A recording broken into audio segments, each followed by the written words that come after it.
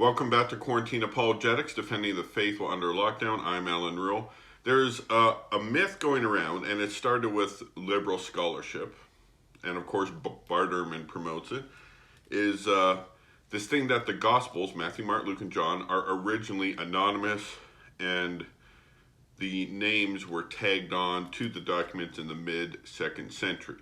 And of course, Muslim apologists have uncritically accepted these conclusions, like they do with pretty much all their apologetics. But, all right, here's what happened.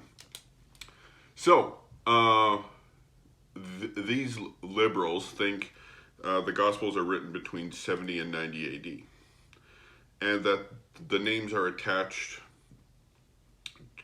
to them around the year 150. So you have a gospel from 90, let's take the Gospel of John. Most liberals date it to about 90, and its completion, and then about 150 they slap a name on it. So most people say it was written in Ephesus, so okay, it's written in Ephesus in 90 AD, and then it starts to be copied and spread. It spreads for 60 years, anonymously, supposedly.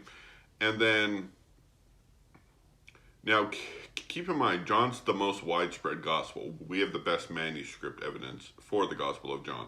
So, you have 60 years of copying. It starts in Ephesus. There's a Christian community in Ephesus. There's probably one, there's one in Jerusalem, one in Alexandria, one in Carthage, one in Gaul, Rome, Milan, Ravenna, Spain, because St. Paul went to Spain. And so this gospel went out there. And someone, we're not told who, decided to attribute this gospel to John. Now, we have no evidence of this. We have no evidence of the Pope at the time or a authoritative bishop at the time saying, okay, let's ship, the gospel with the prologue with the incarnation, which is obviously John, is meant to be, is now going to be attributed to John the Apostle. And so, first of all, we have no evidence of that. That evidence would leave its mark in a record. But let's say it did happen. You have people all over the Roman Empire, and even outside the Roman Empire, who have the Gospel of John. So why would they not... Like there's no instantaneous communication. So the person who issued this order would have to have people track down every copy of it, which is all over the ancient world, and make sure John goes on all of them. And this assumes people haven't tried to call it something else in the meantime. It makes absolutely no sense. Therefore, it's called John from all eternity.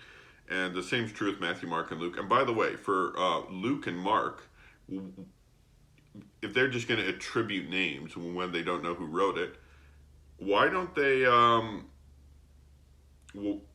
just attribute names of apostles? Like Peter's thought to be the source for Mark. How come just don't ascribe it to Peter? Mark's a very insignificant character in Acts. Luke I understand, because in Luke 1-2 it seems to hint it's not an eyewitness, so okay, fine. But, yeah, why Mark? Why not call it Peter? Peter has more authority than Mark. So, what you need to know is that this is total nonsense. It's used to discredit the Bible so people can live immoral lives. And, of course, the Muslims just are like, oh, wow, Muhammad was right all those years ago, even though the Quran affirms the Bible as authentic. Anyway, all right, so that's what I wanted to talk about today, the anonymous Gospels. It's a myth. It's a myth. And there's so much evidence against it, so much. Anyway, stay healthy, stay happy, God bless.